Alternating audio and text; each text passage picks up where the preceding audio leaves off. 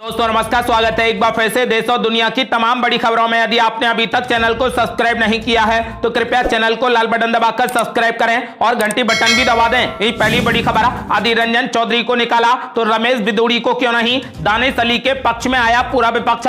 Speaker को लिखी चिट्ठी। दरअसल भारतीय जनता पार्टी के सांसद रमेश बिदूड़ी के विवादित बयान को लेकर अब पूरा विपक्ष हमलावर है। संसद के विशेष सत्र के दौरान चंद्रयान 3 की सफलता पर हो रही चर्चा पर बिदूड़ी ने बहुजन समाज पार्टी के सांसद दानिश अली के खिलाफ आपत्तिजनक टिप्पणी की थी। उनकी टिप्पणी के बाद विपक्ष में आक्रोश फैल गया है। कांग्रेस, एनसीपी, टीएमसी और डीएमके ने लोकसभा अध्यक्ष ओम बिरला से आग्रह किया है कि बीजेपी नेता के खिलाफ शिकायत संसदीय विशेषाधिकार समिति के पास भेजी जाए। कांग्रेस से अधीर रंजन चौधरी, डीएमके से कोनिमोजी, एनसीपी से सुप्रिया सुले और टीएमसी से अपरूपा पोद्दार ने कहा कि लोकसभा में बसपा सांसद कुंवर दानिश अली के खिलाफ असंसदीय टिप्पणी के लिए बिदूड़ी के खिलाफ कड़ी कार्रवाई की जानी चाहिए।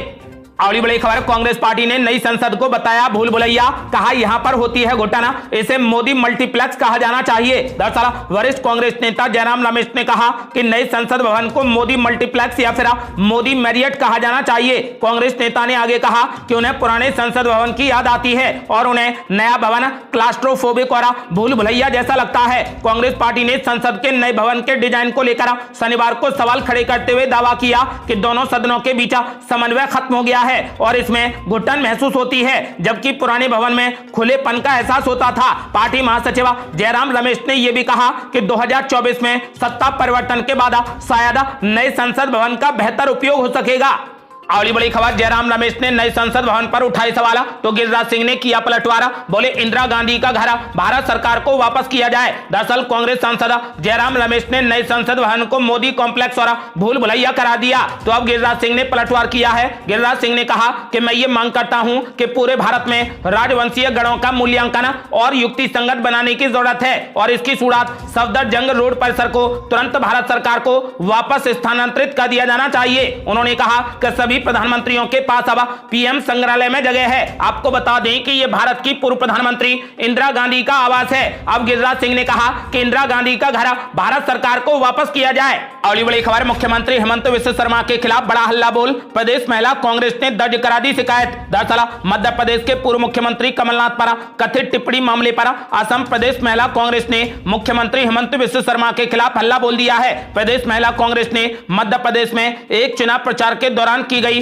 कथित टिप्पणी को नफरती भाषण करार दिया, जिसके खिलाफ कांग्रेस पार्टी ने दिसपुर पुलिस स्टेशन में मुख्यमंत्री हेमंत बिस्वा शर्मा के खिलाफ शिकायत दर्ज करा दी है। पुलिस को की गई शिकायत में कांग्रेस पार्टी ने आरोप लगाया है कि मुख्यमंत्री द्वारा दिए गए बयान के जरिए 10 जनपथ यानी सोनिया गांधी के आवास को जलाने का आह्वान किया गया है। महिला कांग्रेस अध्यक्ष मीरा ने कहा कि 18 सितंबर को मध्य प्रदेश के विदिशा जिले में एक रैली के दौरान कथित बयान दिया गया था। मुख्यमंत्री हेमंत बिस्वा शर्मा पर आरोपों की झड़ी लगाते हुए उन्होंने कहा कि उनकी टिप्पणी कहीं ना कहीं सांप्रदायिक नफरत से प्रेरित दिखाई देती है। इस दौरान उन्होंने मुख्यमंत्री हेमंत बिस्वा शर्मा के खिलाफ पुलिस से कानूनी धाराओं के तहत मामला दर्ज करने का आग्रह किया है।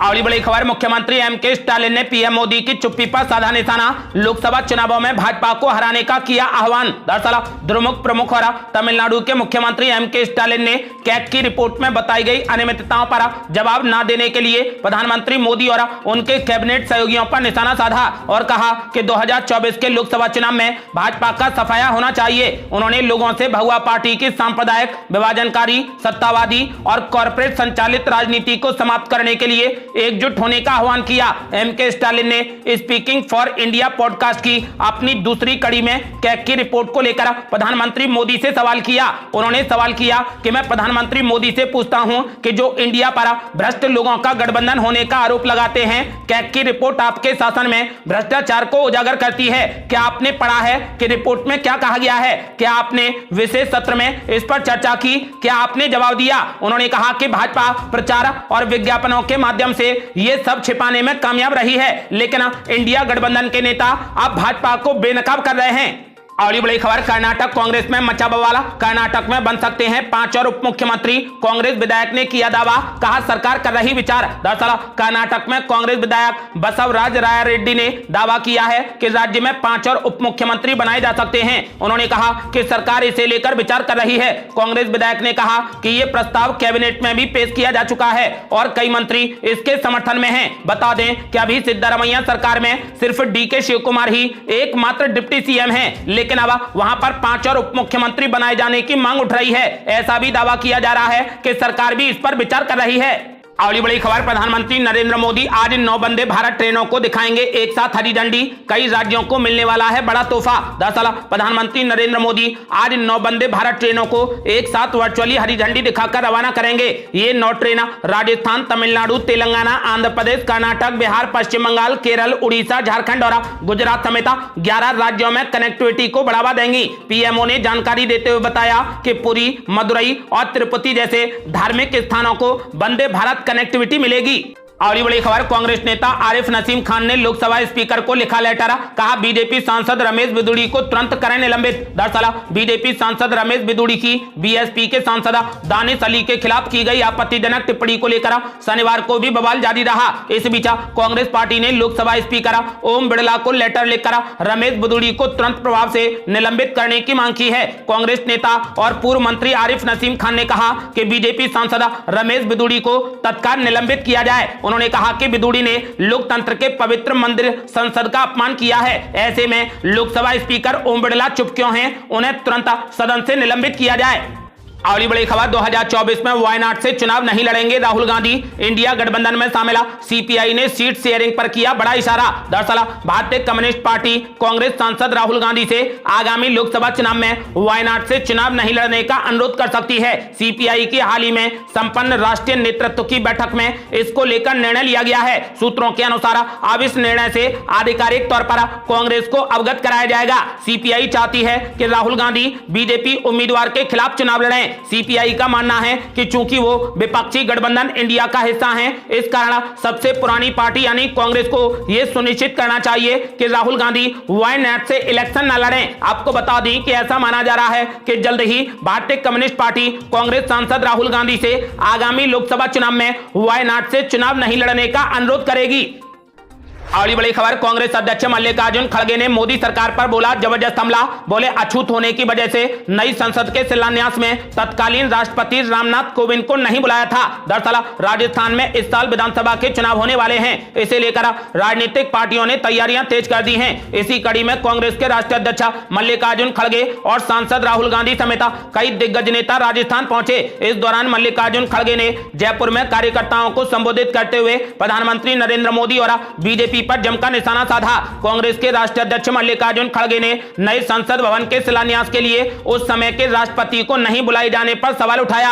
न्यूज एजेंसी पीटीआई की रिपोर्ट के मुताबिक उन्होंने केंद्र की बीजेपी सरकार पर आरोप लगाते हुए कहा कि नए संसद भवन के शिलान्यास के लिए तत्कालीन राष्ट्रपति रामनाथ कोविंद को आमंत्रित नहीं किया गया था क्योंकि वे अछूत थे। कांग्रेस अध्यक्ष मल्लिकार्जुन खड़गे ने केंद्र की बीजेपी सरकार पर तंज कसते हुए कहा कि हम सिर्फ बीजेपी से नहीं लड़ रहे हैं, चुनाव में बीजेपी हमारे खिलाफ 4 उम्मीदवार उतारती है। एक उनका अपना कैंडिडेट, दूसरा ईडी का कैंडिडेट, तीसरा सीबीआई का कैंडिडेट और चौथा इनकम टैक्स का कैंडिडेट। उन्होंने कहा कि हमें इन सबको हराकर जीतना है क्योंकि वो जब चाहे तब ईडी लगा देंगे, सीबीआई लगा देंगे। जब भी हमारे सम्मेलन होते हैं उसके दूसरे दिन या फिर उसी दिन ही छापा पड़ जाता है। कांग्रेस अध्यक्ष मल्लिकार्जुन खड़गे ने कहा कि केंद्र सरकार कहती है कि हम लोकतांत्रिक हैं, क्या ये लोकतंत्र है? कार्यकर्ताओं को संबोधित करते हुए मल्लिकार्जुन खड़गे ने कहा कि ये देश को बनाने का वक्त है, डेमोक्रेसी को बचाने का वक्त है और संविधान को बचाने का वक्त है। इसीलिए हम सबको उठना है। ये लड़ाई किसी एक की नहीं है बल्कि मोदी सरकार के खिलाफ ये लड़ाई 140 करोड़ लोगों के हकों को सुरक्षित करने की लड़ाई है। अगली बड़ी खबर, राहुल गांधी ने मोदी सरकार पर बोला जबरदस्त हमला। कांग्रेस कार्यकर्ताओं को बताया बब्बर शेरा। बोले घबरा गई है बीजेपी। दरअसल कांग्रेस सांसद राहुल गांधी ने शनिवार को राजस्थान में कार्यकर्ता सम्मेलन को संबोधित करते हुए केंद्र सरकार पर जमकर हमला बोला। उन्होंने जयपुर में कांग्रेस अध्यक्ष मल्लिकार्जुन खड़गे और राजस्थान के मुख्यमंत्री अशोक गहलोत के साथ नए कांग्रेस कार्यालय की आधारशिला रख दी। केंद्र को निशाने पर लेते हुए राहुल गांधी ने कहा कि पहले केंद्र सरकार महिला आरक्षण के बारे में बात नहीं कर रही थी। उन्होंने भारत भारत या फिर इंडिया नाम के विवाद पर चर्चा के लिए एक विशेष सत्र की घोषणा की थी, लेकिन जब उन्होंने देखा कि इस मुद्दे पर लोग सहमत नहीं हुए हैं तो वे घबरा गए, क्योंकि विशेष सत्र की घोषणा वो पहले ही कर चुके थे। इसीलिए वे महिला आरक्षण विधेयक लेकर आ गए। कांग्रेस नेता ने कहा कि हमने विधेयक का समर्थन किया। बीजेपी कह रही है कि महिला आरक्षण लागू करने के लिए नई जनगणना और परिसीमन की आवश्यकता है, लेकिन वास्तव में 33% आरक्षण आज लागू किया जा सकता है। राहुल गांधी ने कहा कि बीजेपी आरक्षण में 10 साल की देरी करना चाहती है और हम चाहते हैं कि इसे लागू किया जाए और हम चाहते हैं कि ओबीसी महिलाओं को इसका लाभ मिले। पूर्व कांग्रेस अध्यक्ष राहुल गांधी ने कहा कि यह कार्यकर्ताओं का सम्मेलन है और दूर दूर से लोग आए हैं। मैं पहली बार देखा है कि यहां पर हजारों बब्बर शेर एक साथ बैठे हैं। राहुल गांधी ने कहा कि यह नफरत का बाजार नहीं है, बल्कि ये मोहब्बत की दुकान है। और बड़ी खबर, शरद पवार ने गौतम अडानी से की मुलाकात तो शहजाद पूनावाला बोले इंडिया गठबंधन में राहुल गांधी को कोई भी गंभीरता से नहीं लेता। दरअसल एनसीपी चीफ शरद पवार ने शनिवार को अहमदाबाद में कारोबारी गौतम अडानी से मुलाकात की। दोनों की यह मुलाकात अहमदाबाद में भारत के पहले लैक्टोफेरेंट प्लांट के उद्घाटन के मौके पर हुई। INS की एक रिपोर्ट के मुताबिक इसके बाद शरद पवार गौतम अडानी के घर और ऑफिस भी गए। इसको लेकर शरद पवार ने ट्वीट भी किया है। अडानी और पवार की यह मुलाकात तब और महत्वपूर्ण हो जाती है जब विपक्षी गठबंधन इंडिया बीजेपी के खिलाफ एकजुट होकर लोकसभा चुनाव 2024 में उतरने की तैयारी में लगा है और कांग्रेस सांसद राहुल गांधी लगातार कारोबारी गौतम अडानी के खिलाफ हमलावर हैं। आपको बता दें कि एनसीपी चीफ शरद पवार विपक्षी गठबंधन इंडिया के मुख्य नेताओं में से एक हैं और मुंबई में हुई पिछली बैठक के आयोजनकर्ता भी थे। शरद पवार की ओर से एक्स पर यानी ट्विटर पर शेयर की गई तस्वीरों को लेकर बीजेपी के राष्ट्रीय प्रवक्ता शहजाद पूनावाला ने राहुल गांधी पर निशाना साधा है। उन्होंने कहा कि यह तस्वीर हजार शब्द बोल रही है, लेकिन तभी जब राहुल गांधी इसे सुनना चाहें। पूनावाला ने कहा कि विपक्षी गठबंधन में राहुल गांधी को कोई गंभीरता से नहीं लेता है। पूनावाला ने कहा कि मैं बस उम्मीद करता हूं कि शरद पवार के साथ अलका लांबा जैसे लोग फिर से दुर्व्यवहार न करें, क्योंकि इंडिया गठबंधन में कोई भी राहुल गांधी या उनके बयानों को गंभीरता से नहीं लेता है। यह तस्वीर हजारों शब्द बोलती है, लेकिन राहुल गांधी सुनने को तैयार नहीं है। और बड़ी खबर, प्रधानमंत्री नरेंद्र मोदी ने कर दिया बड़ा ऐलान। बोले सरकार भारतीय भाषाओं में कानून बनाने की कर रही तैयारी ताकि आम आदमी भी सब कुछ समझ सके। दरअसल प्रधानमंत्री नरेंद्र मोदी ने शनिवार को कहा कि उनकी सरकार जितना संभव हो सके आसान तरीके से और भारतीय भाषाओं में कानून बनाने की दिशा में ईमानदारी से प्रयास कर रही है। प्रधानमंत्री मोदी ने नई दिल्ली में अंतर्राष्ट्रीय अधिवक्ता सम्मेलन का उद्घाटन करते हुए गलत उद्देश्यों के लिए आर्टिफिशियल इंटेलिजेंस का इस्तेमाल करने के अलावा साइबर आतंकवाद द्वारा धन शोधन के बारे में भी चिंता जताई। उन्होंने कहा कि ये खतरे सीमाओं और अधिकार क्षेत्र को नहीं पहचानते हैं और उन्होंने इससे निपटने के लिए विभिन्न देशों की कानूनी रूपरेखा के बीच सहयोगात्मक प्रयासों का आह्वान किया। पीएम मोदी ने कहा कि जब खतरा वैश्विक है तो इससे निपटने का तरीका भी वैश्विक होना चाहिए।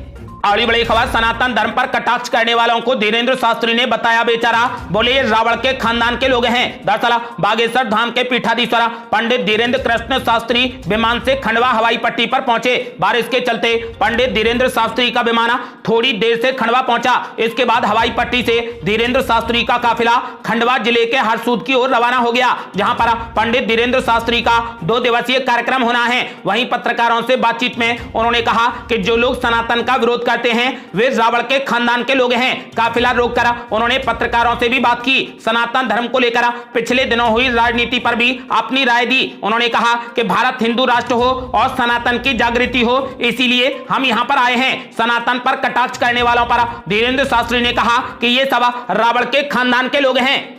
अगली बड़ी खबर, नाना करते बीजेपी से मिल गए HD देवगौड़ा। कर्नाटक में कांग्रेस के ऑपरेशन पंजाब पर कसा शिकंजा। दरअसल 90 साल के HD देवगौड़ा और 80 साल के BS येदियुरप्पा ने कर्नाटक की सियासत में फिर से नई पटकथा लिख दी है। पहली बार देवगौड़ा की सहमति से JDS ने बीजेपी के साथ में गठबंधन का ऐलान किया है। कर्नाटक चुनाव के बाद से ही दोनों के बीच में गठबंधन की चर्चा जोरों पर थी। शुक्रवार को नई दिल्ली में केंद्रीय गृह मंत्री अमित शाह के आवास पर JDS नेता HD कुमारस्वामी ने JP नड्डा और अमित शाह से मुलाकात की, जिसके बाद गठबंधन का ऐलान कर दिया गया। दोनों दलों की गठबंधन ने राज्य की सत्ताधारी दल कांग्रेस की टेंशन बढ़ा दी है। सवाल यह भी पूछा जा रहा है कि कांग्रेस के कथित ऑपरेशन पंजाब का अब क्या होगा। हाल ही में कांग्रेस के बड़े नेताओं ने JDS और बीजेपी के विधायकों के टूटने की बात कही थी। लोकसभा चुनाव 2024 से पहले बीजेपी और JDS गठबंधन को कर्नाटक की राजनीति में बेहद अहम माना जा रहा है, क्योंकि देवगौड़ा परिवार की यह पार्टी कर्नाटक में तीसरी सबसे बड़ी ताकत है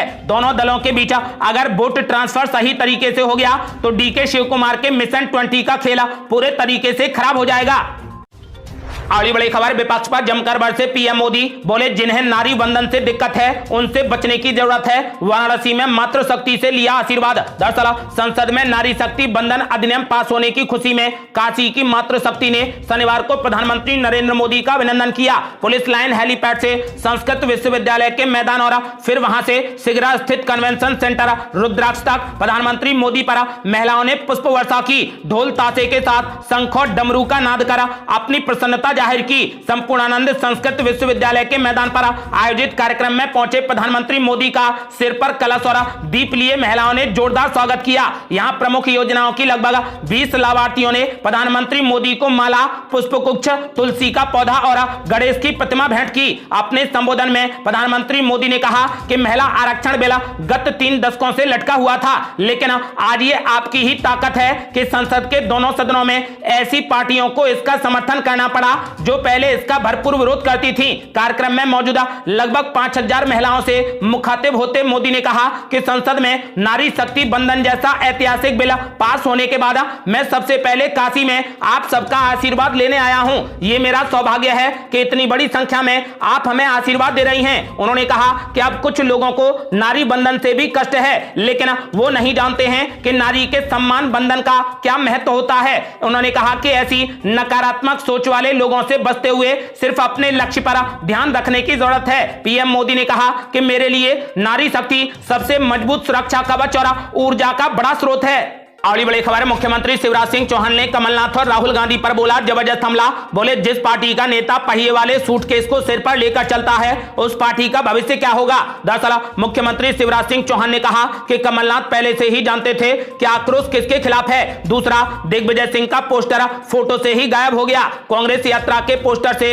दिग्विजय सिंह का फोटो गायब है तो कमलनाथ तो आक्रोश यात्रा से ही गायब है, वो कहीं दिखाई नहीं दे रहे। पत्रकार वार्ता के दौरान मुख्यमंत्री शिवराज सिंह चौहान ने कांग्रेस के राष्ट्रीय नेता राहुल गांधी पर भी तंज कसा। शिवराज सिंह चौहान ने कहा कि कांग्रेस ऐसी पार्टी है जिसका नेता पहिए वाले सूटकेस को सिर पर लेकर चलता है। आखिर सोचो उसका भविष्य क्या होगा। कल्पना की जा सकती है और अंदाजा लगाया जा सकता है। शिवराज सिंह चौहान ने कहा कि कांग्रेस पार्टी में 15 महीने की सरकार ने संबल योजना बंद कर दी, लैपटॉप देना जैसी योजनाएं बंद कर दी थी, इसीलिए प्रदेश में कमलनाथ के खिलाफ आक्रोश है। उन्होंने कहा कि 2019 में सरकार आई तो उन्होंने मुख्यमंत्री योजना में राशि बढ़ा दी, लेकिन कई जगह तो भांजे और भांजियों तक आ गए, लेकिन उनके खाते में पैसा नहीं पहुंचा। आपको बता दें कि शिवराज सिंह चौहान ने एक बार फिर जनता से आशीर्वाद देने की अपील की है।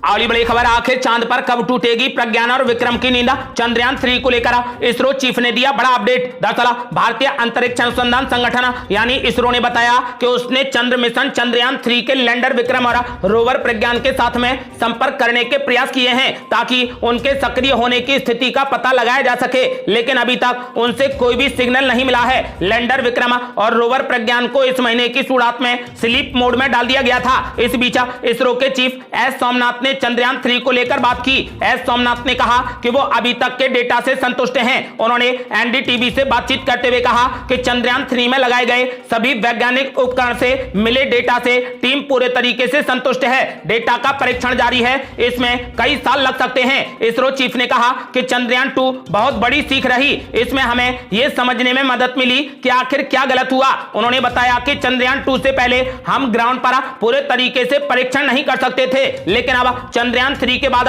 पूरे तरीके से परीक्षण किया जा सकता है। आपको बता दें कि फिलहाल चंद्रयान 3 से संपर्क करने की कोशिशें लगातार जारी हैं। ये थी अब तक की बेहद बड़ी खबरें। रोजाना की ताजा खबरों को जानने और हमसे जुड़ने के लिए चैनल को लाल बटन दबाकर सब्सक्राइब करें और घंटी बटन भी दबा दें। जल्दी मिलते हैं बड़ी अपडेट के साथ, तब तक के लिए जय हिंद, जय भारत।